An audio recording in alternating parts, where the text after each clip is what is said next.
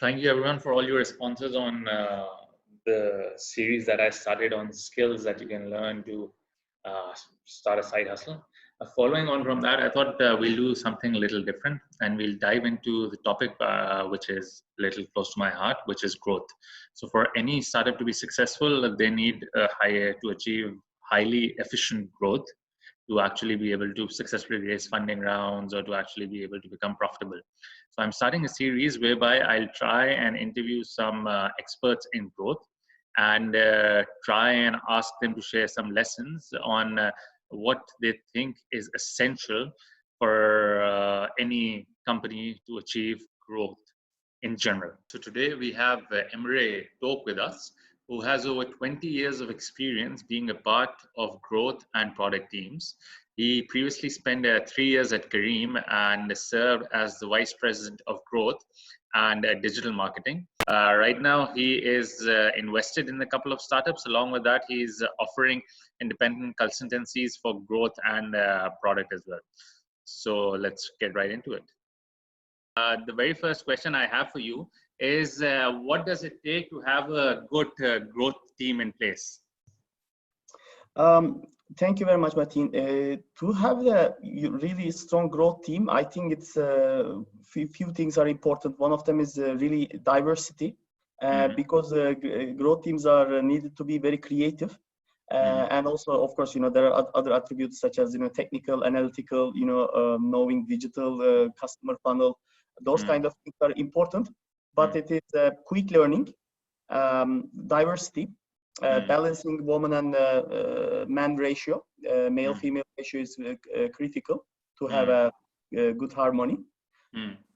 Actually, on top of that one, I think the leaders create the harmony of the team, and you need to balance with people who has really good creativity, who is detailed thinker, focus-oriented people together. It should not be only one single focus in selection criteria. Are there any key skill sets that you look for when putting a team together? For growth teams, I think essentially analytical skills are super important, and also I like people who have both the ambition to learn as well as the technical skills on their resume is important, but also learning capabilities are important as well. We started with many people who didn't know SQL, Python, R, or any kind of like data science experience. People learned it on the go. And now year 2020, as you can imagine from COVID-19, everyone can easily adapt and learn things online. Of course, the core experience of engineering and economics, statistics, mathematics is always helping. You are a little bit front with those disciplines, but it is not a must. But a self-learner is critical. I think that's the most important. So just to summarize it, in your experience, what kind of a person has been a good growth hacker per se, if I were to simplify it? So like you mentioned human skills, but are there any things apart from human skills that you have seen that emerge any kind of a trend? Yeah, I think tenacious, someone that doesn't, afraid of, failing, and then can take the blame, but to learn and, grow themselves. Someone that tenaciously learning, ambitious, quick learner, energetic. Growth teams are, every day it's, tons of things happening. So you need to be really, catching the pace with, meetings, analysis, putting hypotheses, creating ideas, iterating, learning. This is happening in very short period of times. Someone fast is very important as well. All right. Thank you for that answer. So now we know that marketing has become all about technology. So I was looking at the marketing MarTech landscape chart that you might have seen as well. There are over 8,000 service providers in the market right now. In such a complex environment, what tools do you think are essential for any growth team when they're starting off with? Like if you had to pick like 3 tools that are essential that every marketing team needs, what will those be? Any growth team needs? I think analyzing the web strongly, of course giving tool names is going to be a bit interesting because it might be interesting. I don't want to too much give, but let me give a harmonious names so that people can pick for example, of course, the digital analytics, there are loads of tools there, Google Analytics, a bunch of, analytics tools. So you need to understand your tools. On the attribution side, you have a lot of tools that you need to understand your attribution. Retargeting tools, you need some of them. CRM tools are critical. Martech wise, in Careem, we built our own, CRM tool and blended with another company's tools. But I know that there are tools outside, such as like Use Insider, Clever Tap, Braze, bunch of tools that is Lean Plum. There are a lot of that is being used by companies. It is basically what are the things that you are putting on priority. So which tool you are selecting. So for me to give one single tool won't be logical, but we use our own team to develop a tool that can send push notifications, can look at the historical data, and can understand and segment the customer. You need to do a bunch of things by yourself as well, but the new tools are doing a lot of things on your behalf. If you're a startup, of course, it depends on your budget and money as well. Also, I also feel that it also depends on the kind of stage the company is at, right? So for instance, if the company is at seed stage, analytics is more important than, for instance, a CRM tool, right? Until unless they do not have enough data, a CRM tool will not be useful for them, right? No, in the beginning, a simple, notification in-app and push notification system, or tying, with an API to a SMS provider, if you are going to use OTP or SMS communications, is enough in the beginning. But when you, as you mentioned, when you reach to the large amount of data, then you need to slice and dice, segment, historical behaviors, those kind of things become important. I have another question. So till what stage should a company rely on Google Analytics rather than building their own data warehouse for growth purposes or marketing purposes, for instance? I think it depends on what kind of market they are in as well. For example, if it is B2C customers, if you have number of customers high, it's different. But if you are a B2B customer, where B2B company where you are dealing with large accounts only, and then less amount of customers, but more amount of engagement needed, or a feature set, it's different. For me, after having the hockey sticks half, reaching to the half, I think you need to quickly start looking after solutions. That leads us perfectly to the next question, which essentially is, when does a company know that they're ready for hockey stick growth, right? So for instance, my understanding is growth essentially comes at burning money, right? The more money you burn, the more growth you get. But what are the key metrics that a company needs to look out for to actually understand that now is the time to actually pump in money for growth, and that we will achieve hockey stick growth then? So of course, you have a total addressable market. So to validate that one, first of all, you need to understand how is your registered customers and active customers ratio. So active customers could be, more than 25% of your ratio. If you start seeing that number, okay, then this is you can validate your, total addressable market.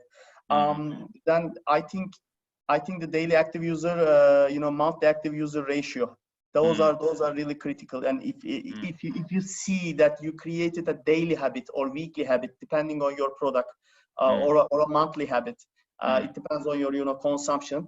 For example, shopping could not be maybe everyday habit, but in terms of clothes shopping, but in terms of, like, for example, ride or scooter share, it could be like daily habit. So you need to understand that daily habit signal. If you understand that daily habit signal, then it's time that you need to really focus on North Star metrics better. One thing I've also seen is that a lot of e-commerce apps try to focus a little on engagement, right? So for instance, we have Alibaba, who actively pushes people to engage, to come on their platform and not shop a lot, right? So, and they want to increase the daily active users, and their definition of daily active users sometimes is not even customers who are buying from their platform, right? So what do you reckon is the main motivation behind it? Are they just looking to build a habit that will eventually lead to conversion? I think, to be very open with you, even in Careem, the most important metric for us, for both captains, I mean, the supply side and the and the customer side, was the retention rate. If you reach to a retention rate of, really, of course, I don't want to, specify the number now. It depends on the country. But if you reach your, target retention rate, you don't need to spend that much of money to retarget the customers, and also, to bring new users into the funnel. So in the beginning of the journey, of course, you need to pump money, but then you need to really focus on how can you create the stickiness. To create the stickiness, you need to look at your analysis on your cohort retention curves that are flattening, in long period of time. And also, you need to start thinking about as if my company is ready for subscription methodologies, for example, like not even only selling, but also like delivery subscription, like, like Prime, or, those kind of things. And then I'm starting to write an article about subscriptions today. Something I really like. You need to start thinking, if you have over like 60% of retention rate, then you need to start thinking about subscription, and then you need to create subscription products. I think it's like, it's like the gaming model, which is the freemium model, right? So they hook you on first, and then they move you on to subscription, and they move you on to paying. You need to create paying subscriptions that creates stickiness, like loyalty programs or something like that. That's different. You can create growth initiatives or incentivization, like buy 10 rides with 5% of 10% of each. These are creating stickiness, but the ultimate goal is the subscription, like packages, bundles, subscription, this methodology. And everyone is going to this direction. Look at like Apple, everyone has like 10 subscriptions in their phone. Like we have gym subscription, we have car subscription, we have shopping subscription. It's a new way. All right, thank you. And then one question, the last question, which I want to ask you, it's a little different. So how do you see, so one of the essential things for a startup when they're starting off is to figure out the product market fit, right? What kind of a role does the growth team actually play in trying to figure out the product market fit? I think it is, as I mentioned, I think it is really, really important. Growth team, in the organizations that I built, growth team and product team are not separated. So they are not separate. They are together. The product manager, growth manager, they are hand by hand, is basically your right and left hand as a human being, and they are managing one squad, such as acquisition, innovation, retention, engagement, churn, whatever squad. It should have a product manager and growth manager. So growth manager does the analysis, understands together with the product teams. In 2020, these guys should never work in silos. It's over. Even I'm now consulting some companies in Europe. They are even had the same, and they are now restructuring, and they are getting together. They need to look at bunch of things, and the PMF is super important. If you don't have a PMF, basically, I mean, it's going to be very hard for a startup to grow and to find so it. Essentially, a product manager needs to sit within the growth team, right? Of course, if we go to that one, that's a separate discussion for a long time. But it's basically, there are different type of setups. You have a product-led organization. You have it depends on the co-founder, the background, where they are coming. But the first way is to get the product and growth people sit to next to each other and work hand by hand and differentiate some roles. There are organizations who need super, hardcore marketing as well. So you need to work the marketing support with the growth team and product team come together as well. I like making them sit together in the same area, talk, live and breathe together. That's the beauty. Yeah. All right. Thank you so much for your time. This was really helpful. I'll be putting it out, and hopefully people will get to learn a lot, aspiring people. And thank you so much for your time. No worries, all the time. Thank you very much, Mateen. Thank you. It was really